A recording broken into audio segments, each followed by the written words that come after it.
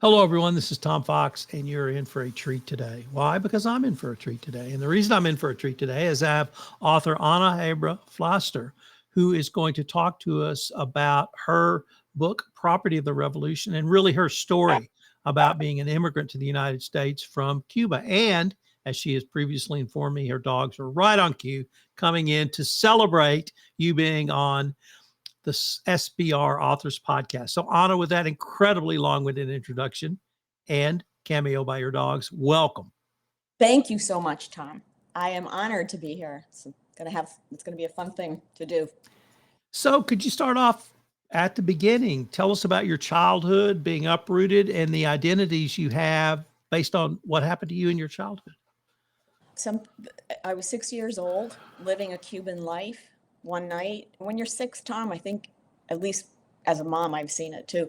You think you own the place. You're on solid ground. And that last night taught me that's not the way life is. And it was a very abrupt change. I had 4 generations of my family all around us in the barrio. We lived in a working class barrio. My father was a forklift driver. My mother was a teacher. And I had no idea of what was going on. But I knew that sometimes families disappeared out of the barrio, and I didn't understand why. And what was happening is that people had applied to leave the country after seeing that the revolution turned into another dictatorship.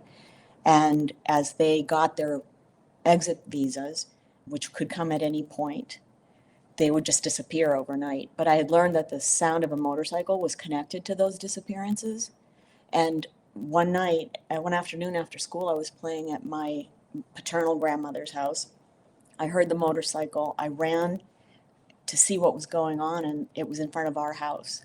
And the guard had come with our exit papers. There was a mob in front of our house. And inside, my father was answering questions that a guard with a gun in his holster on his belt was asking him. My mother was running around packing a suitcase, the one suitcase we were allowed to take. My grandmother, my maternal grandmother, was holding my baby brother and crying. And that's a scene that I go back to almost daily, sometimes because of what I write. But I don't know if you've had that in your life, a moment that kind of really shapes where you start from with everything. And I think that moment taught me that you have to be prepared for anything and that everything can change. And that's a destabilizing thought for a child at that age. You want the opposite. You want to have a secure foundation. So it was the beginning of a very tumultuous time for me, for the whole family. We were homeless. We ended up in Nashua, New Hampshire, of all places, buried in a blizzard within weeks of leaving.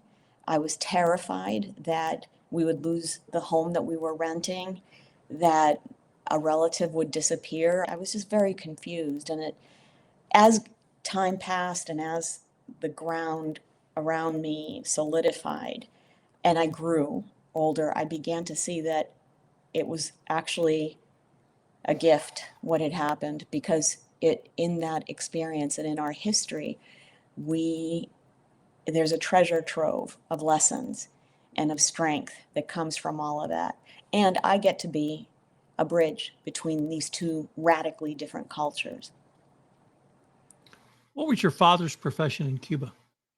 My father began his working life as a baseball player in the United States. He traveled to the United States and played for the Washington Senators mostly, but also Cincinnati. And after his career ended, he ended up playing in Venezuela and Mexico too. His career ended as the revolution came to power, and he managed his scout, the guy that had helped him in his career in the United States, found him a job at a canning factory in our barrio. And so he was a forklift driver in the beginning of the 60s. How old were you when your family immigrated? 6. And I was 1 month shy of 6. 1 month shy. We're recording this on June 19th. And this year I've heard a lot of discussion about the Declaration of Independence, more than I've heard for a long time. I don't want to say this early, but this far before the 4th of July. And I think the word liberty is on the minds of Americans in a way that hasn't been in many years. But I've had the privilege to know multiple Cuban immigrants like yourself. And I will say, to completely stereotype, you all have a completely different view of liberty than Americans do. And I would obviously chalk it up to your immigrant experience. But I really wanted to introduce the concept of liberty and what that means to you, and how someone like me can certainly read the Declaration of Independence, have personal meaning, but my sense is that word is more deeply personal to you. Yes. Yeah. I think that when you've lost liberty, when you truly know what it means to not be free, to live in fear, that the wrong word, the wrong association, the wrong friendship, the wrong visit to the wrong house can ruin your life, it changes you. And it makes you appreciate deeply the adopted country, the country that takes you in. Because there's an important difference between a refugee that flees and an immigrant generally flees of her own volition, wanting to make a better life for herself. Refugee has lost everything and is coming with nothing, as we did. And they're fleeing with fear, deep fear. And that fear takes a long time to dissipate. When my parents sometimes thought that they were being watched when they were here. I don't think Americans grow up like that at all. I know now that people are saying that they fear for their liberty, and we should fear for our liberty. We should always fear for that and protect it jealously, greedily. But it's nothing compared to what happens in truly authoritarian regimes, military dictatorships like Cuba's. My mother always said that in the 60s, she felt like she was suffocating, physically suffocating. And Cubans are still suffocating right now. I follow Cuba. I write about Cuba a lot in my Substack, Cuba Curious, which comes out every week. And so I'm very in touch with what average Cubans are going through. And let me tell you, one thing is to suffer, and another thing is to suffer and not be able to speak about it or have a voice in the future. And that's what goes on in those countries. And liberty, I don't think that you can be a human being without being free. I think it's essential. And in fact, just thought of something. The book begins with a quote from Jose Marti, Cuba's national poet, who fought in the War of Independence in Spain, against Spain in 1898, and he's beloved. One of his poems has this in it: freedom is the right of every person to be honest, to think, and to speak without hypocrisy. Like the bones to the human body, the axle to the wheel, the wing to the bird, and the air to the wing, so is liberty, the essence of life. Jose Marti. I was going to ask you to draw a connection between freedom, self-expression, and the immigrant experience, but I think you actually just did that in a very powerful way. I'd like to maybe turn to your writing process, your storytelling, and that part of you that you've been able to put on paper. How did you use storytelling in helping not only tell the story of you and your family, but helping your family survive and stay strong? I grew up first of all, Cubans, right, Tom? So you know that Cubans talk a lot. You probably, Amen. yeah, you probably talk into the ground. I didn't realize that it was such a strong Cuban trait. I thought it was mostly my family. But when I went back to Cuba, the 2 times I've gone back, everybody's talking all the time. You walk down the street and people are talking. They're walking, 2 people are walking, and they're talking to each other. And so who's listening? I don't know, but they are listening. The capacity to talk is incredible. With that, I had the good fortune of having a family of storytellers. My father at the top of the bunch. Every day they resurrected our old life with their stories. And I knew that those stories were keeping them alive. They were happy stories. They were about the happiest memories from this barrio where everybody knew everybody. everything about everybody. And they also told the story of, I look at it now as our origin myth, our family origin myth. And this was that we beat Castro. We're kick-ass Cubans. We beat communism. Look at us go. And by the way, remember that in like most Cuban families, like it was an extended family in one house or in the duplex. So I had my mother, my father, my mother's mother, my grandmother, my siblings. Next door was my aunt, my mother's sister, her husband, and their children. And then all the friends that came with all of that. It was a really wonderful household full of stories, but sadness. And that sadness got buried under the superhero myth that we had created for ourselves. That myth gave all of us this resilience, this strength to put up with racism when we faced it, put up with difficulties, put up with poverty, put up with just this profound sense of dislocation, because we knew we could do it. We could do whatever we wanted. That was the story. Then my daughter was about to turn 6, the same age I'd been. And I became deeply depressed. My life was great. Everything, I'd graduated from Smith College. I'd had a great career. I was having children. And I didn't understand what the sadness was. I thought she might not be ready for kindergarten. And like some other parents, had her evaluated by a child psychiatrist who told me, absolutely, she's ready, but I'd like to talk to you more about what's going on with you. And I thought, I haven't told you anything. She said, yeah, you told me your life story, so I'd like you and your husband to come in. And I thought, these shrinks just want to get paid. They're just never going to let me go.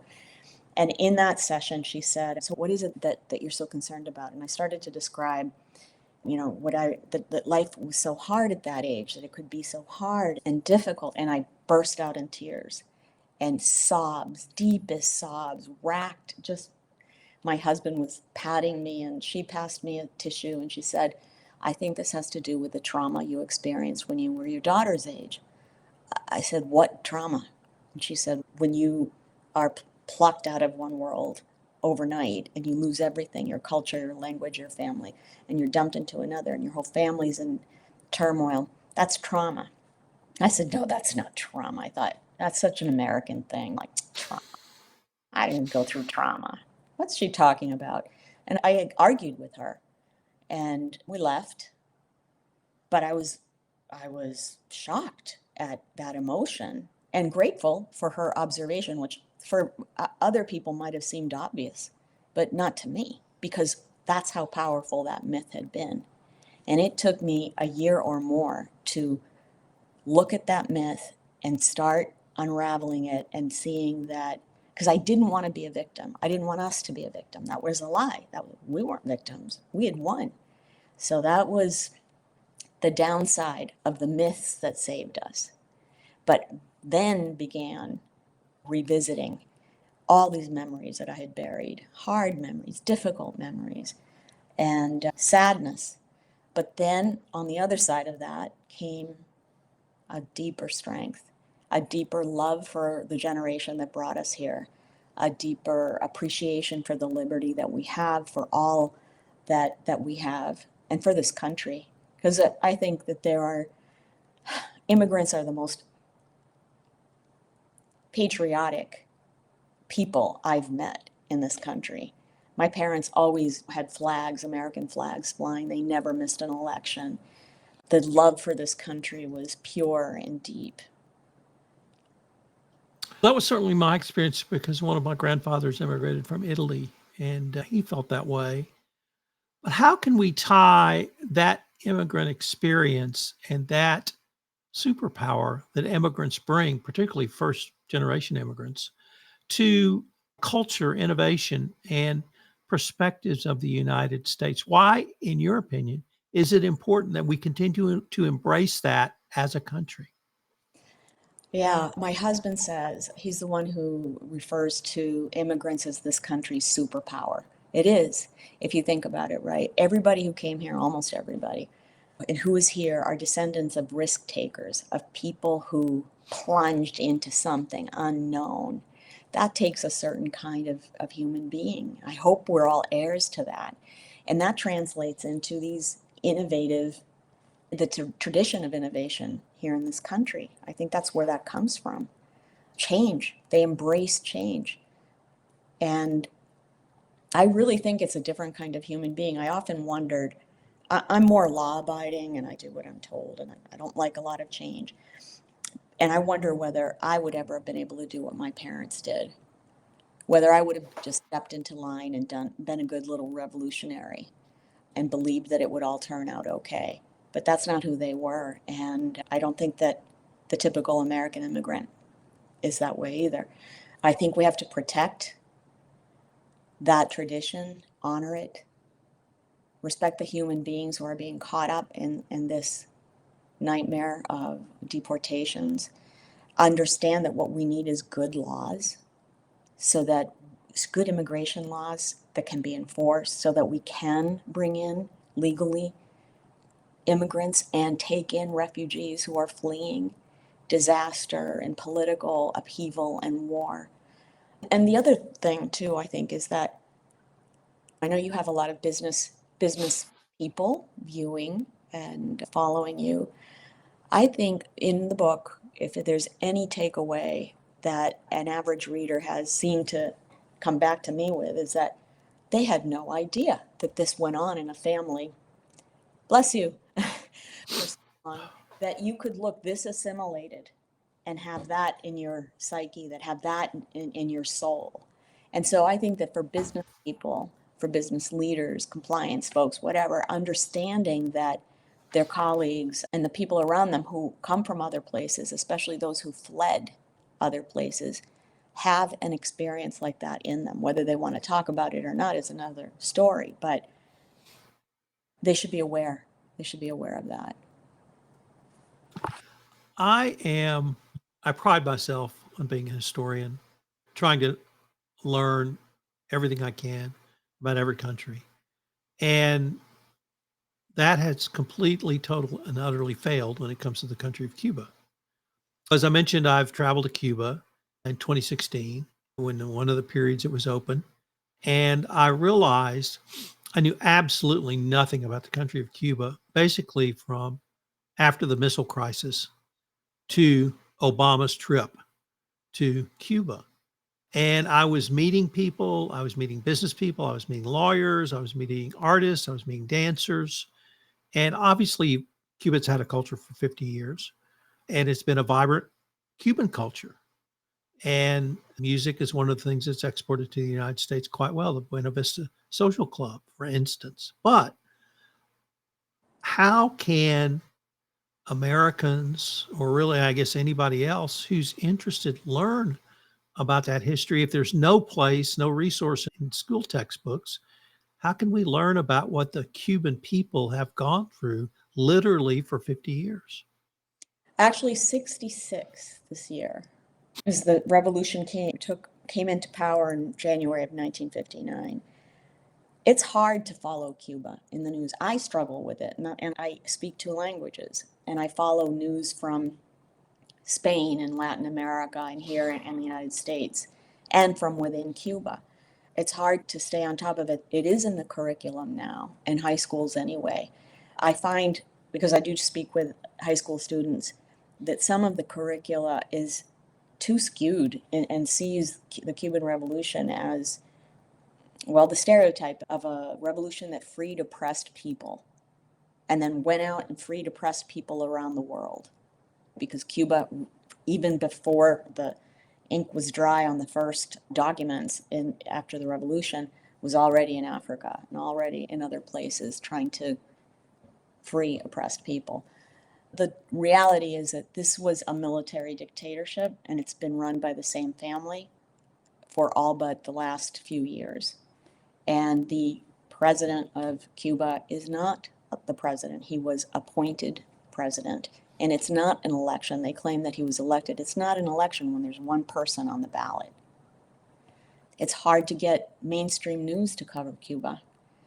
The Cubans have not stopped struggling for their freedom since the 1959 revolution. I was just reading yesterday about something I'd never heard of, which was in 1961, after Castro shut down Catholic schools and Catholic associations, humanitarian associations, and churches. There was a demonstration by 4,000 Catholic Cubans that triggered the expulsion of 150 priests out of the country. So as an example, because religious freedom, it does not exist in Cuba, even though they say it does. There are pastors in prison because of their beliefs. It's hard. I think Americans should be asking their favorite media outlets, why don't you cover this country that punches above its weight? Above its weight. It's a small country. It is only 90 miles from our shores, but it is front and center in the alliance with Iran, China, and Russia. And this week, the Cuban president was the first to denounce Israel for attacking Iran, and always backs Iran, always backs Russia, always backs China. It has organized and sustained dictatorships in Nicaragua and Venezuela. It is behind is a large player in the crisis at the border, because those three countries made it easy for people to flee. So they solved that problem of unrest, and they created a problem at our border. And yet we never hear about it. And then in 2021, there was an uprising, a massive countrywide uprising, historic, never before seen. It was barely covered here. Why does Cuba get a pass on human rights violations? It still baffles me that people turn the other way.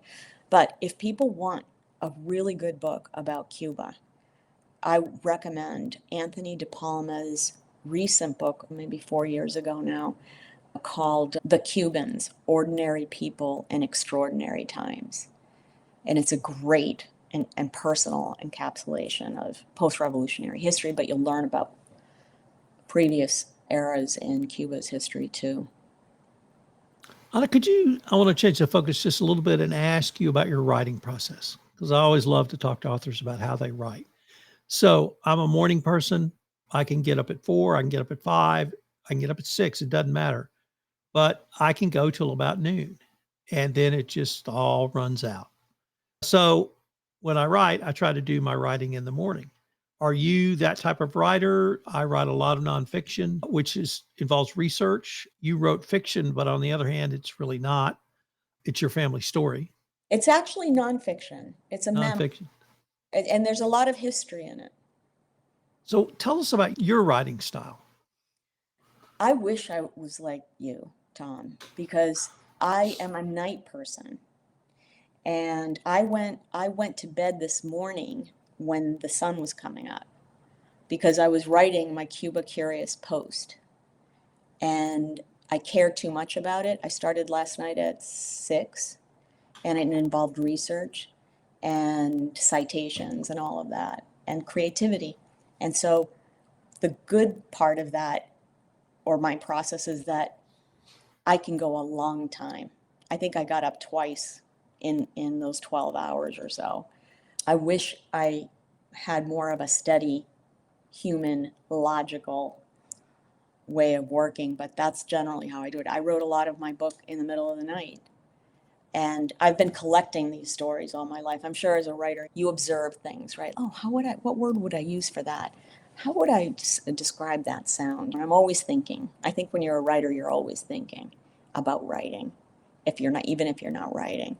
And it tends to come out in me in large chunks of uninterrupted writing. It's like a violent, cathartic thing.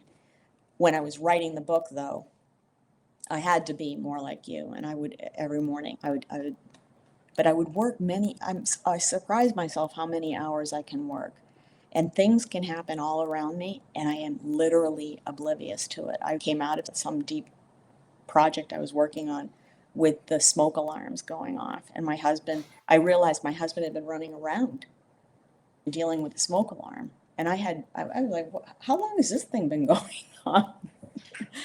So I don't know if I answered that question. I'm a messy writer. And I also write backwards. I don't know if that's how you write, but when I'm typing sometimes, or I edit as I write. Do you edit as you write? No, I do a first draft and then edit by reading it out loud. Yeah.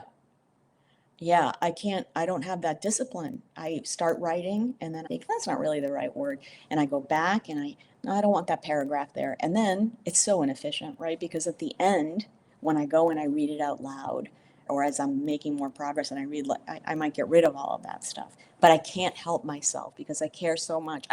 Do you edit your texts, for example? Do you find yourself editing stupid things like that? Oh, yeah. So let me turn to the part of the writer's process that PR by the Book does with you. What's their role in your writer's journey, and how's that experience been for you? They've been wonderful. They have gotten the book out there to places I never would have been able to, even one I wouldn't have known about, and have expanded the reach of the book. They helped me with social media, which I'm not a huge fan of, but I've become more accepting of it and actually am enjoying some of what was required of an author. And that's because of their guidance and their help with that.